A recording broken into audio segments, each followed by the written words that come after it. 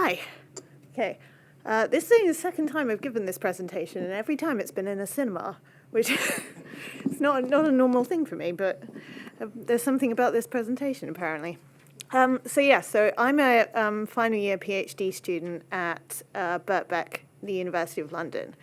And this presentation is going to be about what is really a very preliminary piece of research that has actually sort of evolved out of an anecdote that I heard while visiting the Vanderbilt Television News Archive in Nashville, Tennessee, to conduct research for my PhD thesis, and really about the sort of questions that came up for me about the archive, about its history, and about its use while I was doing that research. So I'm going to talk a little bit about the founding of the archive and the intent of its founder, a conservative businessman based in Nashville who believed that the news networks in the US were deeply biased against the conservative right. And then I'm going to talk a little bit about how we might read the archive's collection in this context, and whether the intent behind its creation has or should have any bearing on the way that we as researchers interact with the archive and its contents today. So a bit about the archive for anyone who doesn't know about it. They started recording broadcasts on the 5th of August, 1968. And its core collection includes regularly scheduled newscasts, mostly evening news broadcasts, from the 5 major broadcast networks in the US, so ABC, CBS, NBC, CNN, and Fox News, as well as some select contents from elsewhere. Database, at the time I was putting this together, includes around 1,435,911 records, but obviously that goes up every day. As I said, it's located on the Vanderbilt University campus in central Nashville in Tennessee. Currently has 5 full-time permanent staff members, although that has changed within even the last year. They would usually have an advisory board, but they're currently in the process of establishing a new board and actually planning a national conference to discuss the future of the archive, which quite nicely dovetails for me with the questions that were coming up for me as well. So the archive's founder was a man named Paul Simpson, a Nashville-based insurance executive. And as I said, on 5th August 1968, he and the then director of the Vanderbilt University Library, a man named Frank Grisham, sat together in the library's rare books room, beginning what they thought at the time would be a 90-day experiment in recording daily national newscasts. Obviously, it went way beyond 90 days. Using 3 Ampex video recording machines, 3 television sets, and $4,000 of Simpson's own money, they started recording the evening newscasts at that time just from ABC, NBC, and CBS. They started in early August and planned to continue on until election night in mid-November of the same year, a project that would later evolve into the Vanderbilt Television News Archive as it exists today. The day on which Simpson and Grisham started recording was hardly an uneventful one. The Republican National Convention began, as this was, as I said, an election year, and then Governor Ronald Reagan officially announced his candidacy for President of the United States in a futile attempt to stop Richard Nixon's ascendancy. The broadcasts that they collected also contained some of the biggest stories of the era, news about the Vietnam War, communist leaders meeting in Eastern Europe, and a civil war in Nigeria. These stories are in their own right fascinating, and the footage is certainly interesting to watch. But what I'm interested in are the circumstances behind the archive's beginnings, which were rooted in the political and cultural conflicts of the 1960s, the decade's own culture wars, as it were. So as I said, Simpson was a deeply conservative man, and he was convinced that the network news broadcasts, with their executive producers living in what he called the liberal atmosphere of New York, were contributing to social turmoil and unrest throughout the country. And this is a refrain that will no doubt be familiar to anyone who's followed the rhetoric used today by right-wing politicians and commentators. I think Donald Trump and Tucker Carlson in the American context, for example, but also some on the left, to discredit coverage that they dislike or that attempts to hold them to account for their actions.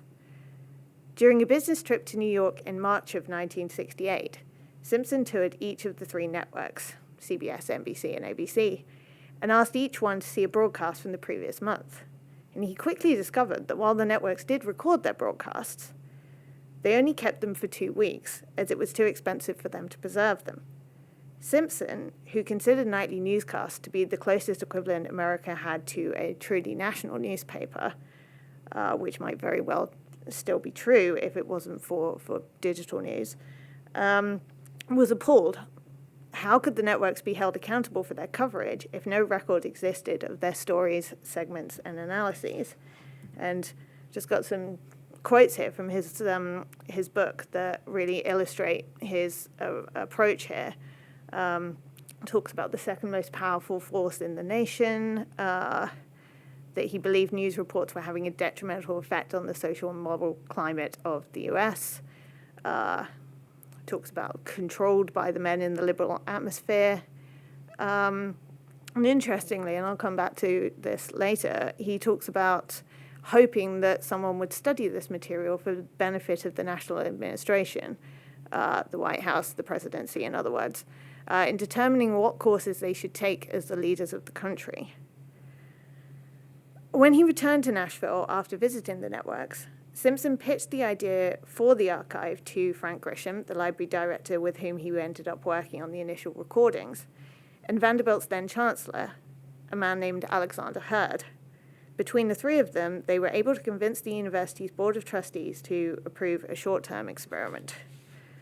To cut a long story very short, Simpson, Grisham, and Hurd were able to keep the archive running after the experiment ended, with donations from local conservative businessmen and a grant from the Carthage Foundation, which was a right-of-center grant-making organization based in Pittsburgh.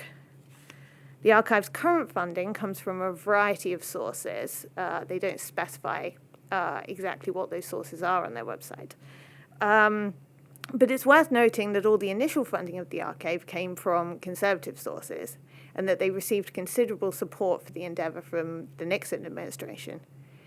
And one of the archive's first projects, if not its very first project, or commissioned project, was conducted at the behest of the Republican National Convention.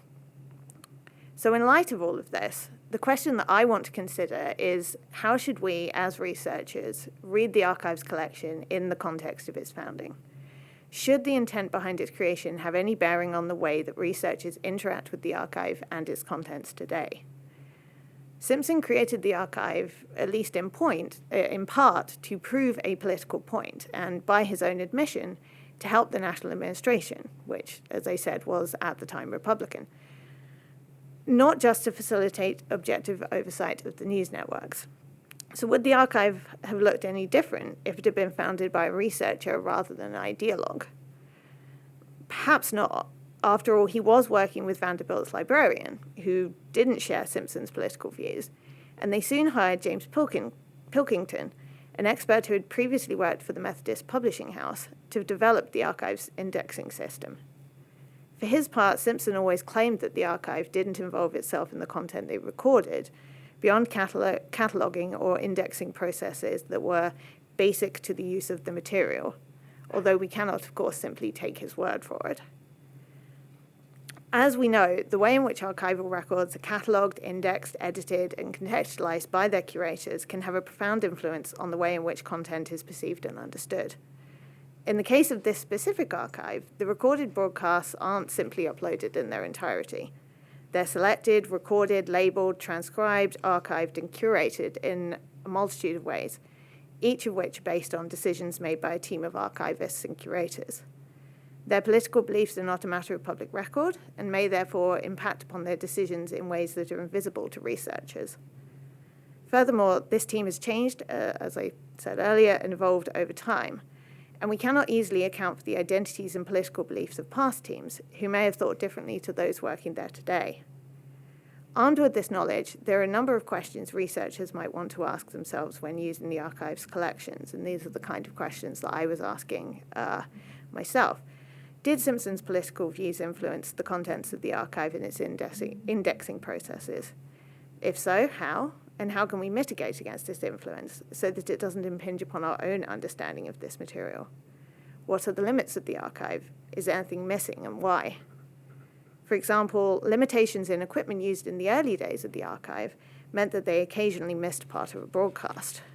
Who's running the archive today? What's their approach to curation, and is it transparent? How does this differ to past curators? Can we see this in the archive? And are they asking these same questions of themselves? And I can confirm, yes, they are, and planning to do so even more over the course of the next year. What kind of oversight exists, and how are we as researchers using the archive, and why? So to conclude, I'm going to briefly show you what the archive looks like using a series of screenshots and talk you through some of the ways that I think we can begin to think about and answer some of these many questions. So this is what the archive's homepage looks like, and this is whether you're accessing it from home or directly in the archive. This is where you're going to land initially. And you can see that there are a multitude of ways to access the collection through this. And there are two main ways to explore the archive without trawling through the broadcast index, which I'll show you in a second. You can explore by date, which will bring up a broadcast on a specific date, or by topic. The latter is a more high-tech version of what Simpson called subject tapes, which were edited collections of stories covering a specific topic. So here we might want to ask, how did the curators decide which stories to include in this selection? What stories are missing, either because the curator chose not to include them or because they were never recorded in the first place, and why? You can also use this huge broadcast index, which is organized by date and network, to access the entire archive. And if you click through to a broadcast, a specific broadcast, this is what you'll be presented with. It's broken down in segments, tells you the length of broadcast, begging the question, it's broken down into segments, which begs the question, how did the archivist decide where one story ends and another begins? And I can tell you that's not easy with American news. And how does this impact on whether a researcher decides whether or not a clip is relevant to their research?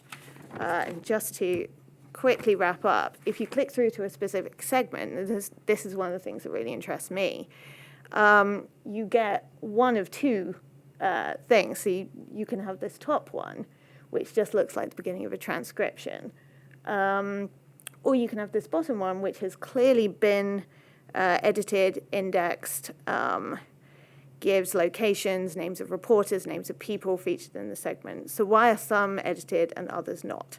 It doesn't seem to me to be related to when they were recorded or archived, so maybe it has something to do with the identity of the archivist themselves.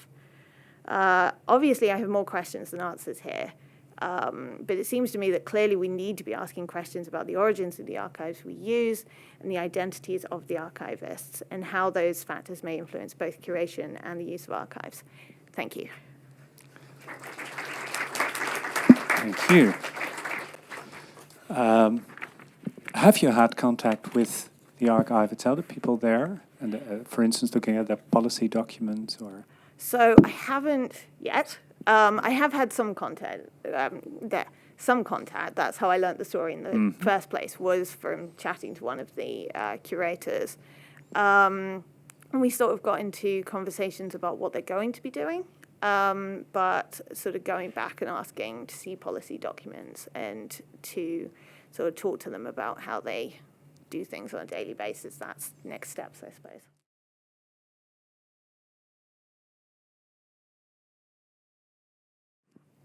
Again, this is something I need to look into. Certainly, Simpson certainly had some early success with at least what he felt was proving his point. So one of the ways that he actually got support from the White House was by editing together a tape of footage from riots from the Democratic National Convention in that first year, I think it was, quite a famous event.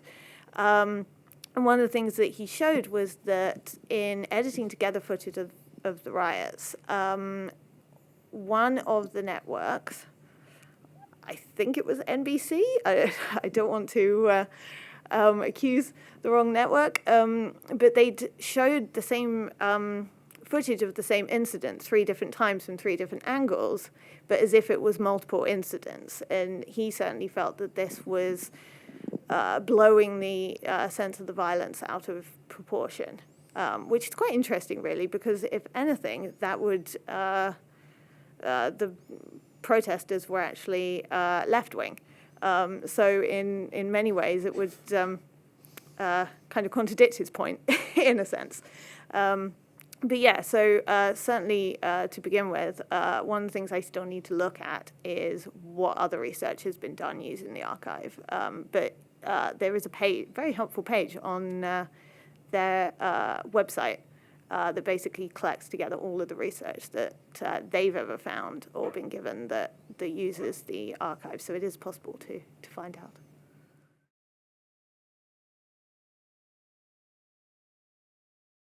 Yeah, exactly. That was it was when they first started. As I say, they had $4,000, which obviously was a lot more then than it is now. But they had one of their biggest problems at the beginning of the creation of the archive was the limitations of the equipment, and yes, that was one of them. Everything for the first few years, at least, was recorded in black and white, simply because they didn't have the technology.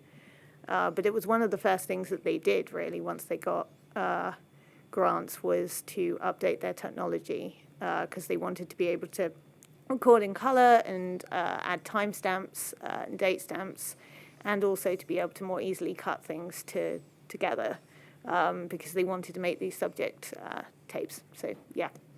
It is fascinating, of course, that there are 1.5 million records in there, which is quite a lot, of course.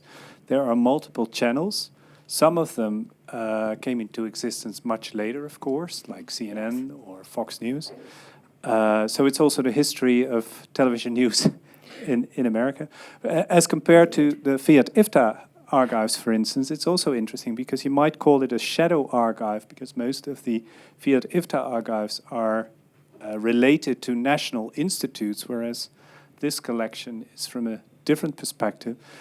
And I think, but that's also a question in relation to the MPEX machines. The quality is probably for researching, not for reuse, for instance. Yes, and actually, I think it would be very hard to get licensing for reuse.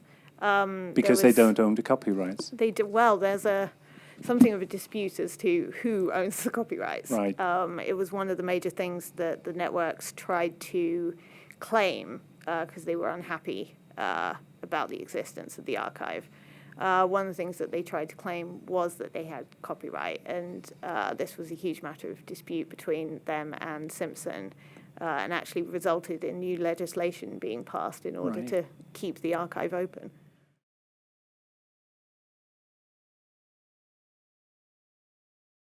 Not a small question. Well, I think part of it, I mean, certainly my approach to it is to be very clear about what my political context is and what the political context of my research is. And I'm particularly using a framework that uses, my mind's gone blank, intersectionality as a framework. And I'm biased, obviously, because that's what I'm doing, but I think that's quite a useful framework to view these things from if we're particularly thinking about how identity impacts on it. And it allows us to think about our identities as researchers, the identities of the curators, of the archivists, but also the identities of the people who are featured in it. And that in the way that we conceptualize identity, certainly currently, that automatically taps us into politics and the political bias, if you like, on the part of the archive and also on our own part, because our research is always going to exist in a political context as well. So having that sort of analytic tool that gives you a framework for analysis, I think, is certainly helpful for me. And I've also got a sort of base to my research that's very quantitative, which gives me something sort of concrete to build on, where I'm actually counting things, like the amount of time someone gets to speak in a broadcast, for example. That, you know, is not something that really can be considered subjective. But yeah, I don't really have good answers either. Thank you. Thank you. Thank you very much.